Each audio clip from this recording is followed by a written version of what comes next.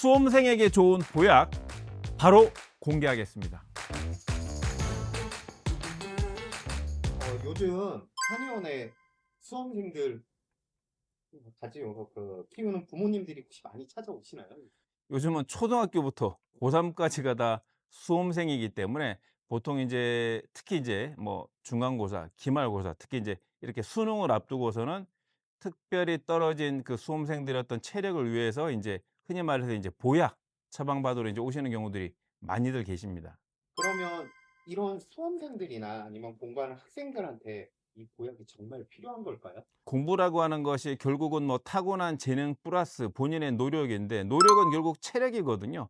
결국 체력 가지고 판가름이 나는 겁니다. 그래서 그 체력을 높일 수 있는 여러 가지 수단을 써야 되는데, 우리가 지문이 다 다르고 MBTI가 다 다르듯이 내 몸에 맞는 어떤 체력을 높여줄 수 있는 게 또 다른 게 있는 거죠. 그래서 이제 한의원에서 내 몸에 맞는, 내 아이에게 맞는 수험생용 처방을 받으셔 가지고 체력을 높일 수 있는 노력들을 하시는 경우들이 많은 겁니다.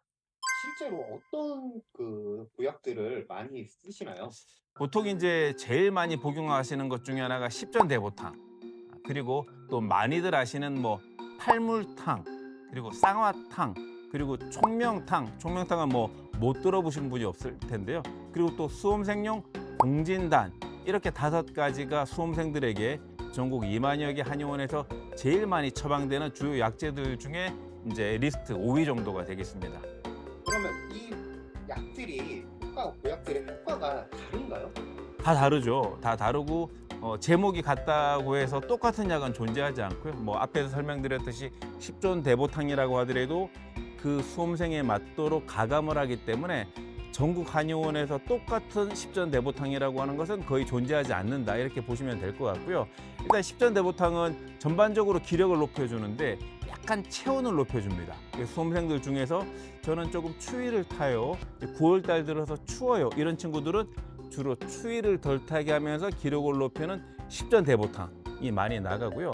또 이제 두 번째는 저는 식욕이 없어요, 입맛이 없어서 제대로 먹지 못하니까 힘이 없어요 라고 표현을 하게 되면 또 팔물탕이라고 하는 또 식욕을 높이면서 기력을 높일 수 있는 약이 나가고요. 또 어떤 친구들이 있냐면, 저는 공부를 조금만 하면 몸살이 나요, 오한기가 있어요. 특히 이제 그 환절기가 되면 콧물이 나고 오한이 들면서 체력이 떨어져요. 이런 친구들한테는 주로 쌍화탕을 처방을 또 많이 하게 되고요. 또 제일 사실 어려운 경우인데, 저는 머리가 안 돌아가요. 저는 머리가 안 돌아가요. 머리가 좀 좋아졌으면 좋겠어요. 집중력이 떨어져요. 이런 친구들은 또 이제 거기에 맞는 ADHD 관련된 약을 복용하기도 하지만, 또 흔히 가장 유명한 이제 총명탕, 원지 석창포라고 하는 약재가 들어가는 총명탕 처방을 많이 하기도 하고요. 조금 이제 내가 그런 약들보다는 전반적으로 기력을 높여주는 정말 원샷 원킬, 가장 강력한 보약을 먹고 싶다 그러면 공진단, 이렇게 처방을 하게 되어 있습니다. 속설로 보약 잘못 먹으면 머리 나빠진다고 하는데 이것도 사실인가요? 저도 보약을 많이 먹었는데요. 수학 만점, 만점 받고 이제 한의대를 이제 들어왔고요.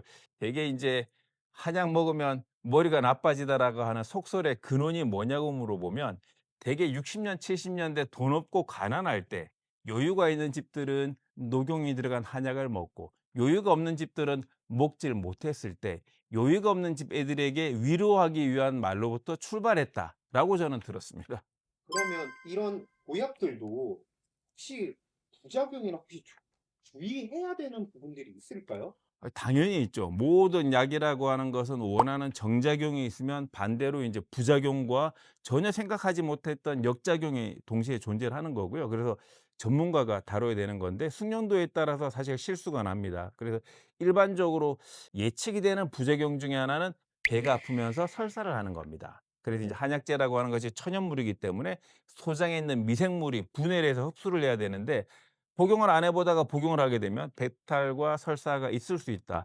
이게 보약도 수험생들이 어느 때 먹으면 좋은지, 아침에 먹는 게 좋은지 아니면 자기 전에 먹는 게 좋은지. 일반적으로 수험생 보약이라 그러면 일단은 체력을 높이는 거거든요. 체력을 높인다고 하는 것은 몸을 일종의 이제 부스터 역할을 해주는 약들입니다. 그러니까 오전에 드시는 게 제일 좋죠. 보통 일반적으로 한 번만 드시게 되면 오전, 2번을 드시게 되면 오전, 오후로 나눠서 복용을 하시게 되고요. 밤에 복용하시는 것은 권장하지 않습니다. 왜냐하면 부스터 효과를 하게 되는데 또 12시 이후, 새벽 1시, 2시 이후에는 주무셔야 되니까 식후, 저녁 식후 이후에 드시는 약들은 오히려 수면을 방해할 수 있거든요. 그래서 하루에 한 번이면 주로 오전, 하루에 2번이면 오후 이렇게 복용하시는 게 일종의 이제 한약의 루틴이다 이렇게 아시면 될 것 같습니다.